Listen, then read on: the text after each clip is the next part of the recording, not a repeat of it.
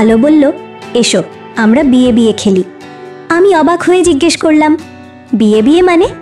আলো একটু হাসলো, আয় তো, সিনেমাতে দেখে শিখেছি কিভাবে একা একা বিয়ে করতে হয়। আমি এক অজানা কৌতূহল নিয়ে তার সঙ্গে গেলাম। সিনেমার স্টাইলে আমরা একা একা বিয়ে করলাম। বাসর ঘর করব বলে একটি নির্জন ঘরে ঢুকলাম। আমাদের জীবন কথা। গল্পের নাম অসম্ভব। এই মঙ্গল, একটু শুনে যা। আলোর ডাকে খেলা ফেলে ছুটে এলাম। সে আমার চেয়ে 2 বছরের ছোট, কিন্তু সম্পর্কটা বন্ধুর মতোই। আলো বলল, এসো আমরা বিয়ে বিয়ে খেলি। আমি অবাক হয়ে জিজ্ঞেস করলাম, বিয়ে বিয়ে মানে? আলো একটু হাসলো, আয় তো, সিনেমাতে দেখে শিখেছি কিভাবে একা একা বিয়ে করতে হয়। আমি এক অজানা কৌতূহল নিয়ে তার সঙ্গে গেলাম। সিনেমার স্টাইলে আমরা একা একা বিয়ে করলাম। বাসর ঘর করব বলে একটি নির্জন ঘরে ঢুকলাম। ঘরে ঢুকে আলো বলল, আমি খাটে বসে থাকবো, তুই এসে হিহি।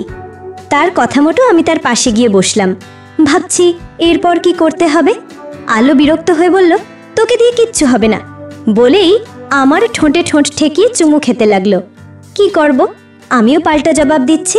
এমন সময় বাইরে কার পায়ের শব্দ। কি আর করা, দুজন দুই দিকে দে ছুট। এভাবেই শুরু, আর এটাই আমাদের জীবনে কাল হয়ে দাঁড়িয়েছে। আমাদের এই সম্পর্কই তার চোখের নিচে কালি পড়ার কারণ, আমাকে মানসিকভাবে বিধ্বস্ত করার কারণ। তারপর কি হলো? ছোটবেলায় যদি বুঝতাম তাহলে কোনোদিনও আমরা পরস্পরের সঙ্গে মিশতাম না, কারণ আমাদের সম্পর্কটা সমাজ কখনোই মেনে নেবে না। এই আমার খালা, মামির বোন। আমরা কত চেষ্টা করেছি বিচ্ছিন্ন হতে, কিন্তু অদৃষ্টের পরিহাস, যতই চেষ্টা করি ততই বন্ধন গভীর হয়। এই জন্য আমাদের মানসিকভাবে লাঞ্ছনা শুনতে হয়। আমরা একে অন্যের সঙ্গে বেশি কথা বলে এটা পরিবার মেনে নিতে পারে না। আবার কথা না বললেও দোষ, স্বাভাবিকভাবে কথাও বলতে পারি না। মাঝে মাঝে মনে হয় আত্মহত্যা করি, কিন্তু পারি না। তার জীবনে আমি একমাত্র পুরুষ, আর না হবার সম্ভাবনাই বেশি। আমিও অন্য মেয়ের প্রতি আকৃষ্ট হবার চেষ্টা করেছি, কিন্তু পারিনি। বরং অন্য মেয়ে দেখলে আমার তাকাতেও ঘৃণা হয়। গত ঈদে সে আমাদের এখানে ছিল। আমি তাকে একটু দেখা করার কথা বললাম। সে কোনো কথা না বলে চলে গেলে আমি বললাম, আলো তোমার কিছু হয়েছে? সে ফুপিয়ে উঠে বলল, এখন এই কথা বলছি, এর জন্য কত কথা শুনতে হবে। আমি কি করব? বাইরে এসে সিগারেট খাওয়া আর আকাশ দেখা ছাড়া কিছুই করার নেই। অনেকবার ভেবেছি তাকে নিয়ে পালিয়ে যাব, কিন্তু ভবিষ্যতের কথা ভেবে যাওয়া হয় না। কিছুদিন আগে তার কথা ভাবতে ভাবতে ঘুমিয়ে আপনারা শুনছেন আমাদের জীবন কথা চ্যানেলে বাস্তব ঘটনাভিত্তিক অনুষ্ঠান জীবন গল্প পড়েছিলাম। কিছুক্ষণ পর মনে হলো কেউ আমার বুকের উপর শুয়ে আছে। চোখ খুলে দেখি আলো আমার বুকে মাথা রেখে কাঁদছে। আমি বললাম, আলো এই সময় তোমার এখানে আসা ঠিক হয়নি। আলো কান্না জড়িত কণ্ঠে বলল, আমি আপনাকে কেমন ভালোবাসি জানি না, তবে মনে হয় আপনাকে না পেলে বাঁচব না। তারপর কি হলো?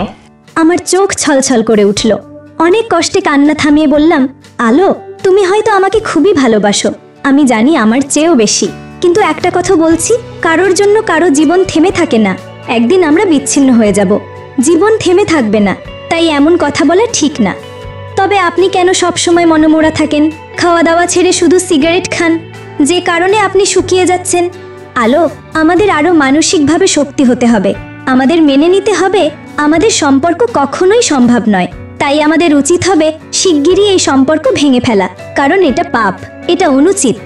আলো হাসার চেষ্টা করে বলল, আপনি পারবেন? আমি হেসে বললাম, চেষ্টা করতে দোষ কি?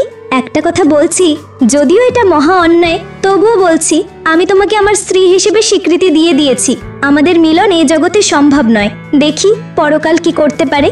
আলো বলল, কেন, আমাদের এর আগে একবার বিয়ে হয়নি? আলোর কথা শুনে আমি হাসতে শুরু করলাম। ভাবছি সৃষ্টি কেন আমাদের এইভাবে সৃষ্টি করলেন, যেখানে আমাদের সম্পর্কটাই অসম্ভব। মঙ্গল, কুষ্টিয়া থেকে। গল্পটি আপনাদের কেমন লাগলো কমেন্ট করে আপনাদের মতামত জানান। আমাদের জীবন কথা চ্যানেলটি সাবস্ক্রাইব করুন এবং বন্ধুদের সাথে ভিডিওটি শেয়ার করুন।